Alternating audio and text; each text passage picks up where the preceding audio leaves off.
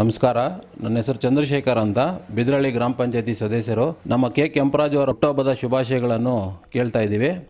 ದೇವರು ಅವರಿಗೆ ಆಯುರ, ಆರೋಗ್ಯ, ಅಭಿವೃದ್ಧಿ, ಸಂಪತ್ತು ಎಲ್ಲ ಕೊಡಲಿ ಅಂತ ದೇವರಲ್ಲಿ ಪ್ರಾರ್ಥನೆ ಮಾಡ್ತಾ ಇದ್ದೀವಿ.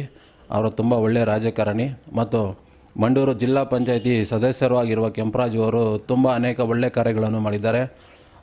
ಮೇವು ವಿತರಣೆ ಕಾರ್ಯಕ್ರಮ, ಶುದ್ಧ ನೀರಿನ ಘಟಕಗಳು, ಅನೇಕ ಸಾಮಾಜಿಕ ಮತ್ತು ಧಾರ್ಮಿಕ ಕಾರ್ಯಕ್ರಮಗಳನ್ನು ತುಂಬ ಚೆನ್ನಾಗಿ ಮಾಡಿದ್ದಾರೆ. ಅನೇಕ ಬಡ ಮಕ್ಕಳಿಗೆ ನೋಟ್ಬುಕ್ ಪುಸ್ತಕ ವಿತರಣೆ ಮಾಡಿದ್ದಾರೆ. ಅನೇಕ ಕಂಪ್ಯೂಟರ್ಗಳನ್ನು ಕೊಟ್ಟಿದ್ದಾರೆ ಮತ್ತು ಪ್ರತಿಭಾ ಪುರಸ್ಕಾರ ಮತ್ತು SSLC PUCಯಲ್ಲಿ ಆ ಘಟಕದಲ್ಲಿ ಯಾವ ವಿದ್ಯಾರ್ಥಿಗಳು ತುಂಬ ಉತ್ತೀರ್ಣರಾಗಿದ್ದಾರೋ ಅವರಿಗೆಲ್ಲ ನಗದು ರೂಪದಲ್ಲಿ ಮೊತ್ತವನ್ನು ಕೊಟ್ಟಿದ್ದಾರೆ. ಕಷ್ಟ ಅಂತ ಯಾವ ಬಡವರು ಅವ್ರ ಮನೆ ಬಾಗಿಲಿಗೆ ಹೋದಾಗ ಸ್ಪಂದಿಸಿದ್ದಾರೆ.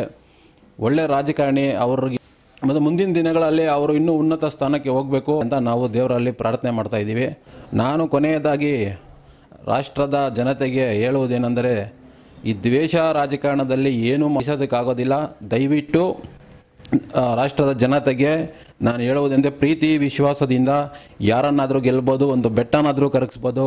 ದಯವಿಟ್ಟು ನಾನು ಹೇಳೋ ಕೆಲವು ಮಾತುಗಳನ್ನು ಸೂಕ್ಷ್ಮವಾಗಿ ತಿಳಿದುಕೊಳ್ಳಿ. ವಾಮಾಚಾರ ಮತ್ತೊಂದು ಏನೂ ನಡೆಯೋದಿಲ್ಲ, ಆಯಿತಾ? ದೇವ್ರನ್ನ ನಂಬಿ, ದೇವರು ನಿಮ್ಗೆ ತುಂಬ ಒಳ್ಳೇದು ಮಾಡ್ತಾನೆ. ಯಾರ ಮೇಲೆ ದ್ವೇಷ ಮಾಡೋಕ್ಕೆ ಹೋಗಬೇಡಿ. ದ್ವೇಷದಿಂದ ಏನೂ ಸಾಧನೆ ಮಾಡೋಕ್ಕಾಗಲ್ಲ. ಪ್ರೀತಿಯಿಂದ ಯಾರನ್ನಾದರೂ ಗೆಲ್ಲಿ. ದಯವಿಟ್ಟು ನಮ್ಮ ರಾಷ್ಟ್ರದ ಜನತೆಗೆ ನಾನು ಕೊನೆಯದಾಗಿ ಹೇಳೋದು, ಪ್ರೀತಿಯಿಂದ ಏನಾದರೂ ಗೆಲ್ಬೋದು, ದ್ವೇಷದಿಂದ ಏನೂ ಗೆಲ್ಲೋದಕ್ಕಾಗಲ್ಲ. ನನ್ನ ಆತ್ಮೀಯ ಜನತೆಗೆ ನಾನು ಕೊನೆಯದಾಗಿ ಮನವಿ ಮಾಡಿಕೊಳ್ತಾ ಇದ್ದೀನಿ.